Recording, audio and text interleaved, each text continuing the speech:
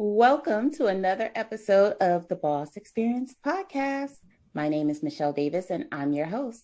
And in today's episode, I am interviewing Corrine Brown. And Corrine Brown is CEO of Invisible Imagery Films. And she is a writer, director, videographer, and, you know, all around creative. She also has a little bit of musical background as well, but I'll let her get into that. So, in today's episode, we're going to talk about the importance of being prepared when it comes down to, getting in front of a camera, your branding videos, and being prepared for video in general. And I'm here with an expert. So, before we get into the nuts and bolts of what it means to be prepared, Corrine, let's learn a little bit about you. When was the first time you thought like, oh my God, video is life. I love the camera. I love being a creative. I love, just letting my creativity shine through. Well, first and foremost, hello everyone. Uh, I'm happy to be here and I'm happy to share all these gems with you. So, Awesome. the first time I felt that way, I must say, was the first time I brought someone's vision to life. I started out not charging anyone for anything. I just wanted to build my portfolio, get my feet wet, show and prove that I could do this for monetary value.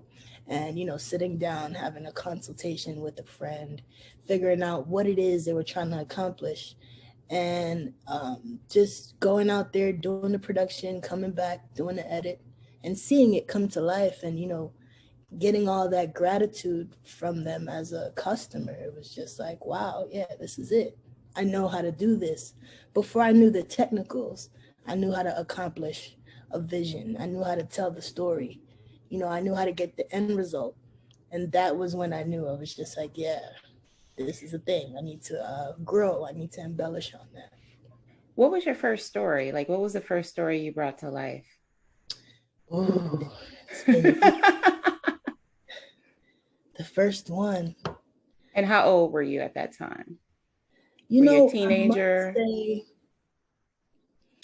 it was actually one for myself, for a song that I created called A Walk Down Flatbush. It was my first attempt for myself as a short film music video. And to me, it was great. I mean, everyone liked it. This was before I even had the techniques down pat. I just knew what I wanted to see. Mm-hmm. And yeah, it's called The Walk Down Flatbush. It's on YouTube. It's about like 10 minutes long, but it's one song. The song is about 3 minutes long. And I created a storyline around the song, around the words, Mm-hmm. And then, yeah. And so for the audience may not know this, but you're born in Jamaica, Born in Kingston. raised in Brooklyn, New York, and that's where the whole, walk down Flatbush comes from, and you now live in LA. Yes. So what was the inspiration around just walking down Flatbush? Was it about the neighborhood? Like, what was it about? It was revolving around a friend that I had in junior high school. And we all veered off into our high schools and our different lives. And I found out he was shot and killed on a rooftop in Brooklyn near the school that we all used to play basketball after school. And it hit me deep, man. I was just like, these streets are rough. And I was like, man, people don't understand. If only you could take a walk down Flatbush. If only you could really feel what it's like to live in New York, in the real New York, And not Times Square. And not Times Square, not the lights and the glamour and the tourist attraction, but in the real neighborhoods and, the adversities that we face, the cold killings, and it just really motivated me to share a part of his story and to tap into other stories in the streets that no one was really looking into like that. Mm-hmm. So this was your first time you picked up the camera and you just wanted to put into video form what you were feeling. So that was kind of like your first, experience creating. And how did you get from there to creating your company? Because you're not just the CEO, you're like you're doing the writing and a lot of the work behind the scenes as well. Yeah. So from there, I realized how many hats I wore that day. And I was just like, okay, in order to be an artist, you have to stay consistent. And it would be easier if you had a team. And I had like one or two people that was always willing to help me out, but they weren't really knowledgeable of equipment and stuff like that. So we'd always have to teach each other and build and grow. But I'm like, man, it'll be different if there was a team built. So just my company thrived off my frustration as an artist on trying to find directors and trying to find these people that were professional. And I noticed really quickly, a lot of people just own a camera. It's so easy to own one. It's so easy to just say, yeah, I'm gonna make some extra bucks. But when it comes down to the mastering of the craft, no one is putting in that much time to really study it. They're just doing it. And it just pushed me to be the change that I wanted to see in that aspect of, you have an artist, they're serious about their work and they want a product and they want exactly what they want, not what you feel like giving them or your interpretation of what they asked for, exactly what they want. And I wanted to become that director. And that's where my company came about. I started putting my knowledge to work. I started gaining the trust of artists that I performed with. And it turned out great. And it just word of mouth spiraled from there, and it built its own buzz very organically. And it was great. Awesome. So, the average entrepreneur, like we think and for the most part, for simple videos, yes, you can just grab your iPhone, you can just, have a friend film it. But what goes into really producing a really good video? Because I think as entrepreneurs, we need to get into the mindset, maybe not in the beginning, but you need a really good brand video. There's times that you need a professional video. The iPhone thing ain't gonna cut it. So what are some of those times in your opinion, and what actually goes into actually creating that sort of video? I'll start with, well, one of those times would be when you get to a point in your career where you want more. You see that vision of your company becoming more than just a he say, she say, but like a corporate name. You don't want to fight for clients. You don't want to search for it. You want people to just hit you up and be ready to work and want you to fulfill their vision. In order to do that, you need a professional look. You need to attract people on that level. So in order to do that, you need people with the knowledge of that level, with the knowledge of how to approach that level. And, that's kind of where you separate yourself from I do this to I really do this. And I'm trying to target a bigger clientele. Or that high ticket clientele, because a lot of people like to throw that around, but they don't want to do the high ticket work. Yeah, you have to, step up your game. Yeah. Mm-hmm. Step up your game.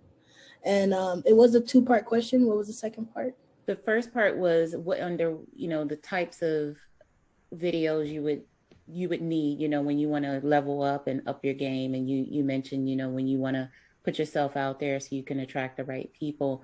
And the second part is what goes into actually putting a video together. Like, for the average entrepreneur, you're talking to people that, we have no video knowledge. I struggled to set up my lighting every time I do these videos. Pre-production. This goes back to planning. So important. Pre-production in the production world is more vital than the actual production, because if you're not prepared for the success, you can't accomplish it. All right. So the lighting, the knowing what you need. Do I have enough? Because when you shoot, when you're out there, you only get one chance to get it right. There's no, hey, could you come back next week? You know, we kind of missed something. No, time is money. So you have one chance to do it right. And you have one time frame to get it right. And there are no do-overs. I can't stress that enough. So just planning. For example, pre-production consists of having meetings, fully understanding what the client is requesting, and knowing, doing your research on what you need to fulfill those requests. Can you do the job?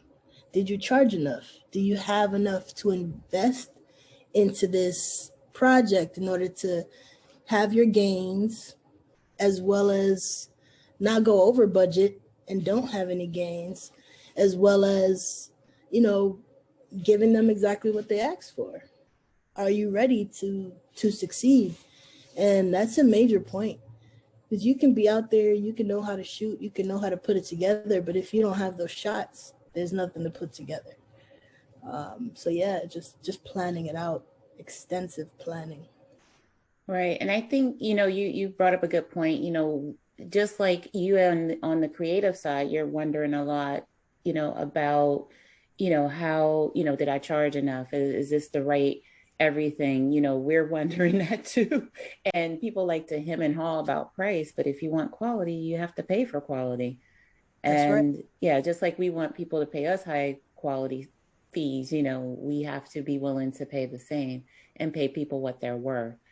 So when you're the one thing I've noticed just in my coaching work, when you talk about being prepared, is you have those clients that it's like, you hired me, this is your business and your project, because they seem like they don't want to do the work that's involved. They don't want to do the meetings. They don't realize this is a process. This isn't something that's, I need you to do the job. Like I can't I can't run your business for you. Just like you can't you're shooting the video, but you can't capture their vision if they don't share it with you. So have you had like one of those clients? Have you worked with a lot of entrepreneurs or mainly musicians? I work with a lot of entrepreneurs. What is the biggest struggle you see entrepreneurs coming? Like they call you up, they say, Kareen, I want video production work done. I want a brand video. I want, my brand popping. I want, I need to take my brand to the next level. What are some struggles you see, or, some of the things you see or mistakes that you see entrepreneurs making when it comes down to preparing to work with a professional, particularly when you're talking about, video work? Money. They want to pay the cheapest price for the top dollar quality. And I think the biggest misconception is I could do it on my own, or I could just do it on my phone. Sometimes they result to that. Oh, it's just a promo. We live in the social media age. We could just record it and put it out there. It's nothing. You're going to get what you put out. So if you put out a cheap little Instagram promo, you're going to get someone that wants to spend what you look like you put out. So you have to keep that in mind and put out top dollar to gain top dollar. That's how it works. So a lot of people, they want the final product, but they're afraid to pay that much for it. They always seem like, oh, I know a guy, and they fall back into that hole of this costs too much, or you just don't want to pay for the worth. And it's an investment. You get the same thing. Yeah, it's an investment. You have to invest and be willing to invest. Just trust that you're working with the right people. Even doing the Boss Experience podcast, I've learned a lot. And this is over Zoom. It's not just like we sit in front of, I put up the computer and we're just going to chat. I mean, I invested. I bought the right equipment. I learned that there's different angles, which, isn't so much of a factor because, with COVID, we're doing Zoom. But like if I ever did in person, you're talking about different angling. It's not just one camera. You have to have a few cameras. So I really did the research to really figure out, when that time comes and I'm interviewing people in person, what does that really take? And I think people, they want to get stuff done, but they don't want to do the work, and they don't want to do the research, and they don't want to invest the money. And I think Right. anytime you're in business, you have to invest the money, and you have to be prepared, to work with a professional. So, I want to go back to a previous question where we talked about what goes into, putting a video together. And we talked about, the pre-production part, and, people being prepared. How, like, what do you actually need to know from them to even capture their vision? Like, what do they need to come to the table with for you to be able to capture the vision of what they want, in whether it's a brand video or promo video, whatever kind of video they're putting together? It's important to know what they're willing to invest, what they have to work with. A lot of people, I tend to see that they want to look like the videos on BET, and they have all these special effects and everything. When it comes down to it, they're like, yeah, if you could do this and you could do that. I'm like, yeah, we can surely do it. This is something that either I have to create or, use my resources and bring that to the right person to create it, or purchase something to create it. There's an investment made to do all these extravagant things. So when people just think they could tell you this is what I want, and then they can get the same thing for the same dollar amount, it's crazy to me, because it's like you want these things, they cost money to make. Like, these artists are putting top dollar into every single person that doing their music video to hope that they get an award or something. But their legacy lives on with the highest quality product they could get at that time. And to me, that is the biggest thing. Just wanting to look like a superstar and not having that superstar budget. Right. And I think, I did a podcast episode about around business planning. And just like you're incorporating all of the different expenses and all of your goals, in your business plan, you need to factor in media. We're Yeah. in a media age right now, and people are not planning properly for media. And at some point, you have to step up your game. You have to, you can't create the same content that everyone else is creating. You have to stand out. You have to stand out in some way. And also, a lot of things that people don't think about is the post. So after you do have your product, it's like you said, the sharing part. It's like, okay, what do you do with it afterwards? Do you have a budget for that marketing? Do you have a budget to get it out there to the world? When we think about, oh, I want to do a new visual or put out a new project, it doesn't end at the product. Now you got to share it, and that's a whole nother budget. So, I mean, if you have that, mindset prior, you'll be ready to just, you get that budget together for the entire thing, then you're ready to roll. If not, then you're still at an awkward standstill once you have your product. So it helps to think about the end goal. Absolutely. And that all goes into business planning. You need a budget, and you need to really kind of lay out what are your expenses. So I would just advise, anyone that's listening to this podcast, like, we're approaching a new year. So just like, it's out with the old, in with the new in terms of mindset. So you want to think, how much are you putting away for media? How much are you putting away, for services like video? Are you at the point in your business where you have the money and it's time for you to invest in video services, with a professional like Kareen? Because Kareen, you actually you've gone to film school as well. So you didn't just, and talk about investment there, because you didn't just like say, I'm going to just pick up a camera, I'm going to walk around the neighborhood, I'm going to find, people to film, I'm going to put an ad on Craigslist, I'm going to post some stuff on social media. This is not just something you picked up. This is something you invested in. This is your life. Video is your life, and creating is your life, right?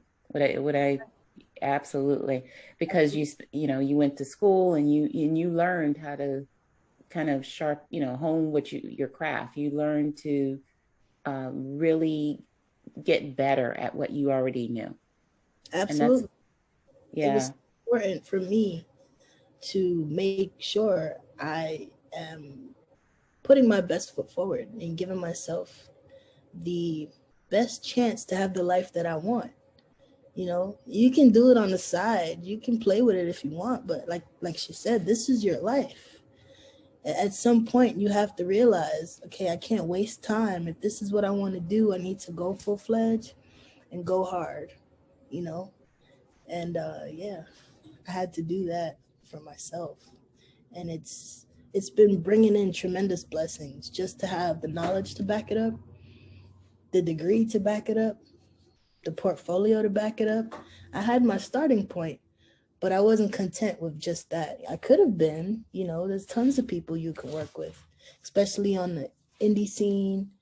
So many artists need videos. Video is a big market. You don't have to want more. But if this is your life, you should aim for what you want overall, not where you're at currently. Always aim higher. And I And talk I talk about that a lot, because people will say the same thing they say about video services is the same thing they say about coaching services. Oh, you're too expensive, and it's like you have to invest in yourself, you have to invest in your business, and you have to be willing to grow your knowledge. So, with your company, what kind of services do you, so if there's anyone that's listening to this podcast right now, can you share with the audience, like, what does your company do? Like, what kind of services? You're based in LA. Do you, are you just doing work in LA? Do you do work, across the country? so our company puts together visual content for everyone, whether it's an event where we're doing a recap, just capturing the moment, whether it's a wedding, baby shower, birthday party, music video, short film. You have a script that you want to put together, and you need a production team that knows how to do that, because capturing something and putting together a screenplay is two different ball games. That is like two different ball games. So the knowledge to be versatile and all those things. But we create content for everyone. We capture for everyone, and we want to give the best quality at the more affordable and reasonable prices, because coming from where I started, I understand. So the whole gist of my company is I get it, and I'm here to help people that don't have these gigantic budgets. And if you do have a gigantic vision, I'm here to help you still accomplish that within your budget, and to give you the knowledge you need to understand why we can or can't do certain things, and solutions on how we could still achieve what you're looking for. And we are based in LA now. We started in New York. However, we do fly out to all our clients, whether you're in Virginia, we've done work in DC, we've done work in Ohio, Jamaica, wherever we need to go, we get there. And people, when they work with us, they want to keep working with us. We give them that good experience. We pride ourselves in that. So we always have to fly out when they're ready, and we're here for it. That's what we're here for. And you mentioned you have a team, so it's not just this one woman that's, capturing the vision and doing all the marketing and doing all of that too, because you do some element of helping them with their marketing too, right? For sure. We do have a team working with Rosetta Tate right now. She handles our marketing, and she has the knowledge that the clients need to get their product pushed out afterwards. I'm more so of, here's how to do it. I'll accomplish it for you. I know how to put it together. Here it is. And she's like, okay, here's what's next. And it did start with just me, but fortunate for me, I understand that wearing all those hats, like, I can, but you shouldn't. Focus on directing the talent. That's the most important thing. Just focusing on that on set. So it is good to have my key players there working with me so I could just focus on one thing. Awesome. Now talk about, we talked about next level, right? So you actually recently realized your dream through the creation of your first sitcom, right? Yes, first and last. That's the title. That's the title of it, not your last sitcom, but just the first and last is That's the name just of the it. title. Yeah, yeah. Yeah. So can you talk about how that came about? Because I think this is the perfect example of what it means to level up. You started off, you had this vision that you wanted to be a filmmaker and you made it happen. You didn't just buy a camera and said, oh, okay, I'm just going to take pictures. You went to school, opened your own company, and now you took it a step further and you're like, I want to do a sitcom. I want to write my own show. And so that is what you actually did. And can you talk a little bit about that, what the show's about, where people can see it? Yeah, sure. So first and last, like she said, it's a sitcom. It's called First and Last because the premise of it is we have a young kid. His name is Andre. He's a younger brother. He gets kicked out of the military and he ends up living with his older sister, Michele. And they just lost their parents. So he's kind of like stuck with her for now. And he's overprotective due to going through all that trauma. So every guy that she tries to date, their first date always ends up being their last date. It's left up to him, and that's the comedy in it. You gotta kind of have that menaced little brother, but he means well, but he's ruining everything.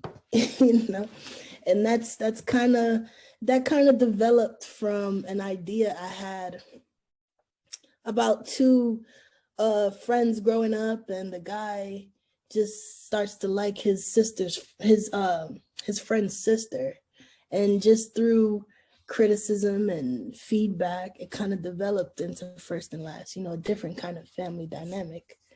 And being able to take constructive criticism is so important. Don't take offense to it, hear it out, be an open mind, and you'll be surprised how much you can bloom on something. And that's literally what happened with this script. I had about months of revisions. Wow. Seriously, to where the cast was just like, a new version again, and I'm just like, yeah, but it was better every time, and they kind of just rolled with it, and it turned out to be very funny. We got into the Culver City Film Festival as an official selection, and I believe we're going to continue accomplishing great things. We've met so many people and been able to just speak about it and network in these places where they do TV. They're big producers, and this is where we're targeting. So, we're on the road, the right path to where we're trying to go. And it feels good coming from a passion to being able to stand in the room with people that really live like this. It's not just an idea. It's not just a thought. This is someone's real life. And it could be yours too, if you want it bad enough. Absolutely. And with your sitcom, so is it one episode or is it going to be a series? What is the plan for First and Last? So far, we've put out the pilot, which is the first episode. And based on the feedback, people want more. We've been working on more episodes. Me as the writer, working on more episodes. And once we get into production, we'll have about 4 episodes shot already. So I don't want to just jump into the second one. I want to make sure I have at least 4 or 5 ready to shoot, and just go straight on into production. So I'm being really patient with it. But once we get the ball rolling, it's rolling. And so that's a perfect example of planning. There you go. Yes. I could have, because I had the second episode written a long time ago, because I wrote more than the first, than what we shot. But it's just like, why stop there? Have a good amount, have a couple episodes and then start. And you'll produce more in a short period of time. That's the goal.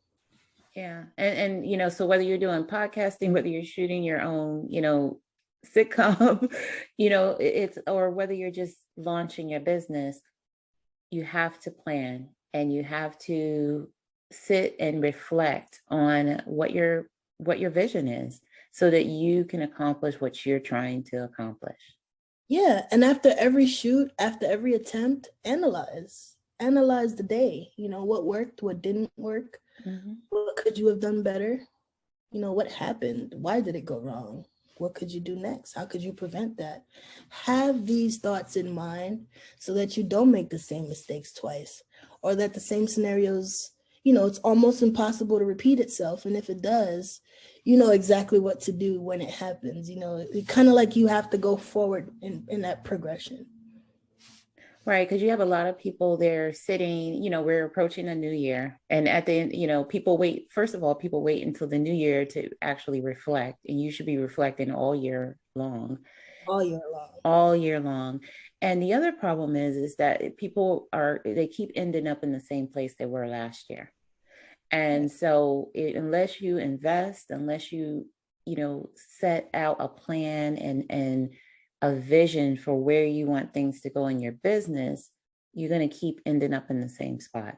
You're going to keep ending up in the same spot. You have to have vision. You have to take action. You have to have a plan, and you have to set out your goals. Bottom line.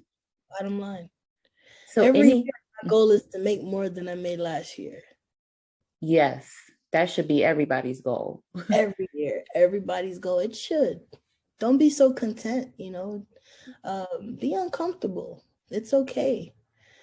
Because you serve a purpose on this earth, and you should strive to achieve that purpose. Tap into whatever it is, because when you do, it's very rewarding. Right. And the goal is not necessarily to do more, because people think, oh, I got to do more to make more. No, you just got to really refine what you're doing, because a lot of people are doing way too much, Play your position. See, a lot of Right. people are doing too much because, like I said, they want to wear all the hats. That goes back to budget. It goes back to not wanting to invest in what you need to get it done, not wanting to pay people. You want favors.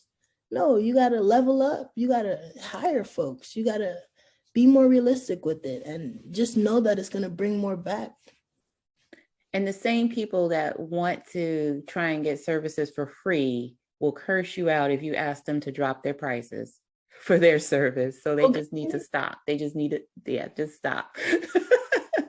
We all should practice valuing each other. I think at the core, bare minimum, if we value each other, then we'll understand, even on a simple note, that no one should work for free. Exactly. Okay? It's over. Let's not enslave each other. Break that chain. We all have bills. We all have means to sustain. Like, help each other sustain. One hires you and then you hire them back. Like, just keep the money flowing. Support each other's business. Even if it's not a business, it might be something you're just trying to accomplish. Hey, I need a photographer for a party. Don't ask me to do it free. I got to get there. I got to, I have to put in my investments to make it happen. So, and profit. And you deserve to profit from your work. Like, yeah. Your time, you don't get your time back. Pay me. Yeah, exactly. I could have been doing something monetary instead of your party. Let's keep that in mind. But I'm choosing to do your party. So make my time, valued. And at a small scale, it's just like, it could be so simple. We could uplift each other so well, but it's that, do it yourself, or that, do me a favor, that keeps us so stagnant as a people. Exactly. Yeah. And we have to get in the mindset of, if we want to grow, we got to invest. Yep. What are some final words you want to give the audience, and tell people where they can find you? Final words.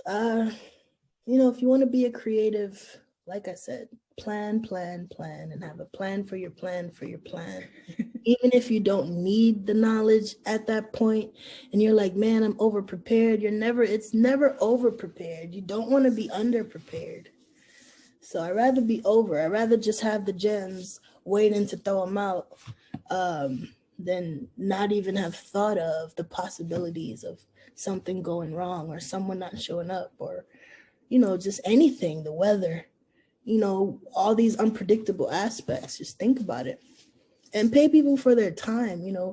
Everyone remembers that, and they'll love working with you. And, when someone loves working with you, that's like the fruit of your labor, because when someone else needs something, you're the first person at the top of their mind. Oh yeah, I had a great experience with Karine. Yeah, you should hit her up. Yeah, it wasn't that bad. It's not expensive. She got you, That's what I do it for. The fact that someone can have a great review or just outlook on me and anything I do to someone else, positive, that is more rewarding than the monetary, because at that point, the money done already got reinvested. It's gone already. But that good experience, that lasts forever. It really does. And that's where your business flows from. Exactly. Just somebody, that's what makes it lucrative. That's what makes it continue to grow. All right. So hold on to that. Those are some real gems right there. Yeah, we're gonna have a lot of good quotes out of this episode. care about your client's experience before you care about anything else. That is number one. If you don't take anything else from that, care about what people think of you. Handle them professionally. Have some respect. No matter if they get aggressive, keep your composure. Make sure that it is the best. Customer service is number one. And analyze this stuff. All these people that we work for on our 9-to-5s, they got these core values and their structure set up. It's the same thing. We just don't see it as that. Take these structures and put it into yourself.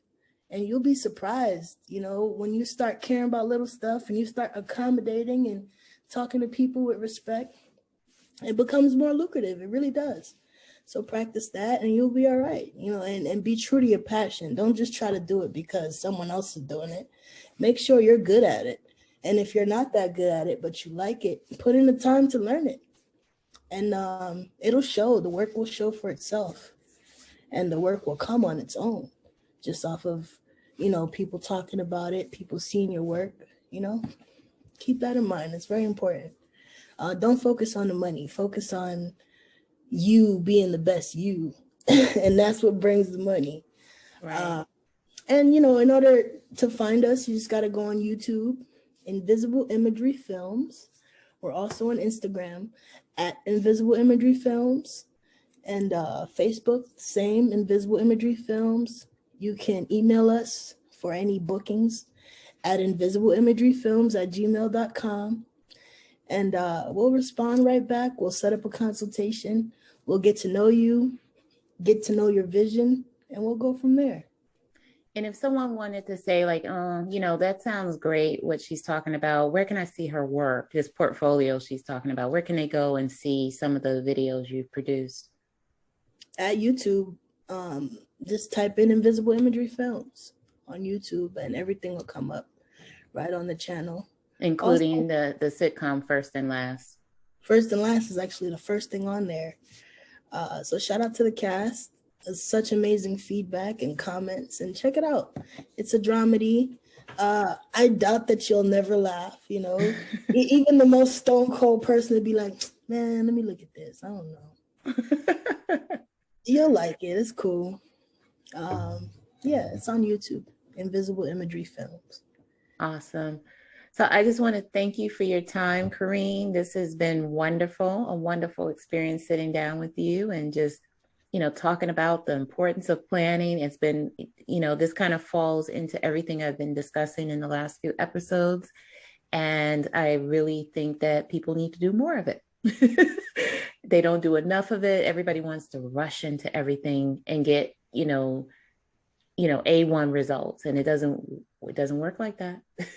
You have to plan and you have to put in the work and you have to take action. So thank you so much for joining me for the Boss Experience podcast. I appreciate you. Thanks for contributing to this episode. And I will see everyone else in the next episode. Thank you for having me. It's been a pleasure. Awesome.